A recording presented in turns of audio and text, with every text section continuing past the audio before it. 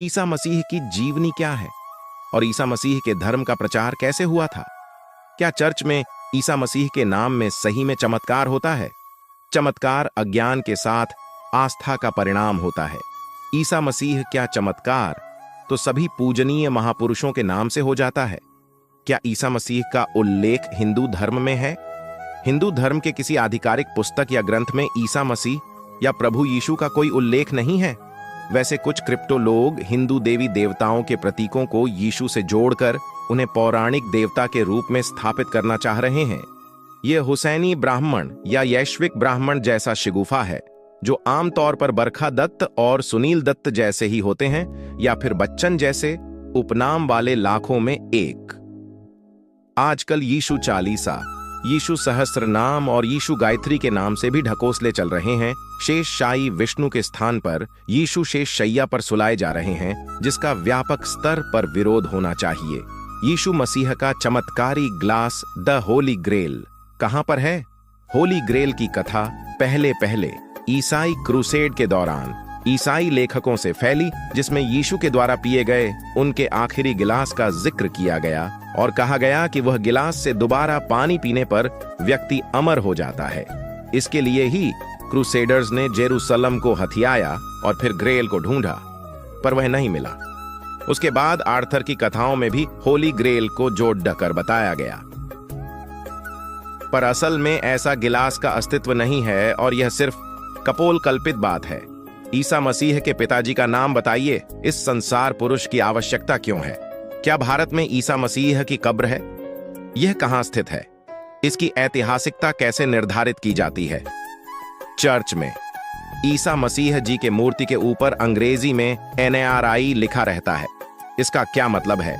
क्या आप ईसा मसीह के बारे में बता सकते हैं? ईसा मसीह का जन्म एक विशेष उद्देश्य के लिए हुआ था। अधिक देखें, क्या यीशु सिर्फ एक साधारण शिशु था? यीशु मसीह के जन्म की कहानी, ईसा मसीह की जीवनी क्या है और ईसा मसीह के धर्म का प्रचार कैसे हुआ था? ईसा मसीह के जन्म से ठीक पहले एक नया तारा आकाश में उदय हुआ। ईसाई मत अनुसार इसे स्टार ऑनेफ बेथलेहम कहते हैं। इस तारे का पीछा करते हुए 3 सयाने आदमी यहूदी राजा हेरोड के पास पहुंचे। पूछा, इस तारे के अनुसार भविष्यवाणी कहती है कि यहूदियों का नया राजा पैदा हो चुका है। हेरोड ने तुरंत अपने राज्य में नवजात शिशुओं को मरवाने का आदेश जारी कर दिया। कंस वाली कहानी जैसा कुछ। खैर, बेथलेहम में ईसा मसीह के माँ पिता मैरी और जोसेफ से ये 3 लोग मिले। बाइबल इन्हें मैजाई या 3 वाइज मैन कहती है।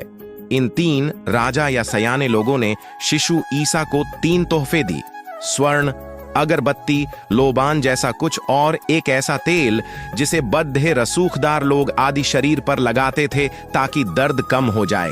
शिशु ईसा को मिले ये 3 तोहफे ईसा के जीवन में बड्ढे काम आए। हेरोड के आदेश सब शिशुओं को मारने वाला से बचने के लिए मैरी और जोसेफ ने स्वर्ण का प्रयोग किया और बेथलहेम से भागने में किया। तोहफे वाला तेल ईसा के शरीर पर ईसा के सूली पर चढ़ने के बाद लगाया गया ताकि दर्द कम हो सके। लोबान या अगरबत्ती ईसा के मृत शरीर के इर्द गिर्द जलाई गई और कुछ दिन बाद ईसा मसीह फिर जीवित हो उठे। ये बाइबल की कहानियों का सार है। किंतु ये 3 लोग कौन थे? इस पर अनेक लोगों ने बहुत शोध किए हैं। अनेक शोध ये बताते हैं कि पहला आदमी था फारस का राजा, जिसने शिशु ईसा को अगरबत्ती या लोबान का तोहफा दिया।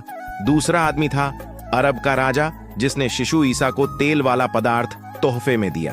तीसरा आदमी था कैस्पर या गैस्पर नामक राजा, जो भारत से आया था और इसने स्वर्ण का तोहफा दिया। कुछ शोध अनुसार ये 3 राजा या बुद्धिमान लोग सिल्क रूट से होते हुए बेथलेहम पहुंचे थे।